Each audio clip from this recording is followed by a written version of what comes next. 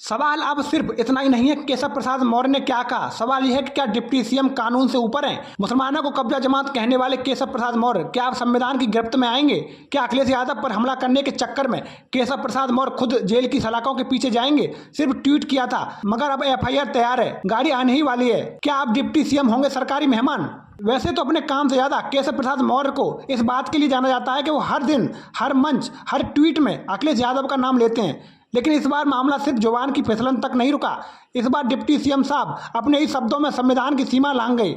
जी हाँ, अखिलेश यादव पर तंज कसने के चक्कर में केशव प्रसाद मौर्य ने ऐसी बात कह दी कि अब एफआईआर की मांग हो चुकी है और अगर कानून सही मायने में लागू हुआ तो डिप्टी सीएम जेल की यात्रा पर भी जा सकते हैं। क्या कहा ऐसा केशव प्रसाद मौर्य ने? चलिए एक एक करके उस ट्वीट की चीर फाड़ करते हैं जिसे खुद केशव प्रसाद मौर्य ने बड़े गर्व से लिखा। उन्होंने लिखा, मस्जिद गए लेकिन सफेद जालीदार टोपी ले जाना भूल गए। ये लाइन अकेले में देखी जाए तो इतनी आपत्तिजनक नहीं लगती, राजनीतिक कटाक्ष है और ये अखिलेश यादव पर सीधा हमला है। हम सब जानते हैं कि चुनावों के समय कोई जनेऊ पहनता है, कोई टोपी तो कोई भगवा चोला, इसमें आपत्ति नहीं। लेकिन फिर आता है असली जहर। जब ख्याल ही रखना था तो कब्जा करने वाली जमात का पूरा ख्याल रखना चाहिए था। बस यहीं शुरू होती है असली और गैर कानूनी भाषा। कब्जा करने वाली जमात, ये शब्द सीधा सीधा मुस्लिम समाज के खिलाफ सामूहिक आरोप है।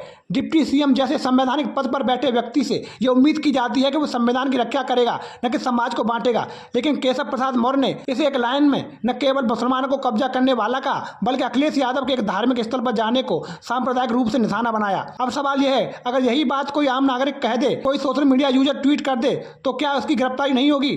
100% होगी। राज्य की पुलिस दरवाजे पर खड़ी होगी। धारा 153, 295A और आईटी एक्ट की धाराएं जोड़ दी जाएंगी। लेकिन क्या यही कानून केशव प्रसाद मौर्य पर लागू होगा? केशव प्रसाद मौर्य का ये ट्वीट न सिर्फ आपत्तिजनक है बल्कि देश में धार्मिक सौहार्द को तोड़ने वाला है। सोचिए अगर कोई कह दे हिंदू समाज भूमाफिया है, क्या बीजेपी, आरएसएस, पूरा टीवी मीडिया दूसरे दिन बवाल नहीं करता?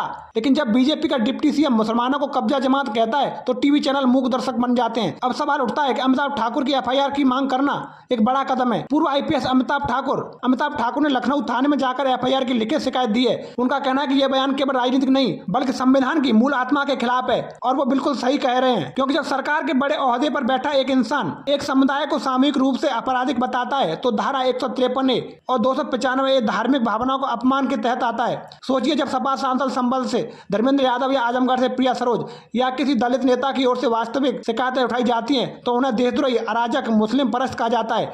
लेकिन जब सत्ता पक्ष का डिप्टी सीएम खुलेआम एक समुदाय को कब्जा जमात कहे तो सब चुप। अब सवाल यह भी उठता है क्या केशव प्रसाद मौर्य की गिरफ्तारी होगी? कानून साफ कहता है जो कोई व्यक्ति सार्वजनिक रूप से ऐसा भाषण देता है जो दो समुदायों के बीच दुश्मनी को बढ़ाता है उसे 3 साल तक की जेल और जुर्माना हो सकता है। अब बात यहाँ अटकती है कि यह व्यक्ति डिप्टी सीएम है। अगर इसी ट्वीट को कोई विपक्षी नेता लिखता, जैसे मान लीजिए असुद्दीन ओवैसी, तेजस्वी यादव, तो उनको जेल भेजने के लिए जुलूस निकल चुका होता। असल में डर यह है कि सावन के महीने में योगी आदित्यनाथ की हिंदू कार्ड पर पकड़ फिर से मजबूत हो गई है। कांवड़ियों पर हेलीकॉप्टर से फूल बरसाए जा रहे हैं, सड़कों पर भगवा बिछाया जा रहा है और ऐसे में केशव प्रसाद मौर्य को लगने लगा है कि वो हिंदुत्व की रेस में पिछड़ रहे हैं तो अब वो भी हिंदू बनाम मुसलमान खेलने लगे हैं। लेकिन ये राजनीतिक असुरक्षा की पराकाष्ठा है। आपने ध्यान दिया कि केशव प्रसाद मौर्य ने जिस कब्जा वाली भाषा का प्रयोग किया वही जमीन कब्जे का आरोप उनके भाई पर भी कुछ महीनों पहले लगा था। मामला जैसे तैसे दब गया, लेकिन सच सामने आ गया कि कब्जा सिर्फ एक समुदाय का मुद्दा नहीं है, ये राजनीतिक ताकत, दबाव और सत्ता की लाठी से जुड़ा है। अब सवाल उठता है क्या केशव प्रसाद मौर्य जेल जाएंगे? बिल्कुल जाना चाहिए। जैसे ही कोई व्यक्ति संवैधानिक पद पर बैठकर सांप्रदायिक भाषा का प्रयोग करता है तो उसका बचाव नहीं, उसकी गिरफ्तारी होनी चाहिए, क्योंकि लोकतंत्र तभी बचेगा जब कानून उसके लिए बराबर होगा, चाहे वो विपक्ष का नेता हो या सत्ता पक्ष का डिप्टी सीएम। अब देखना यह है कि केशव प्रसाद मौर्य की ट्वीट यात्रा जेल यात्रा में तब्दील होती है या संविधान एक बार फिर खामोश रहेगा। जय हिंद।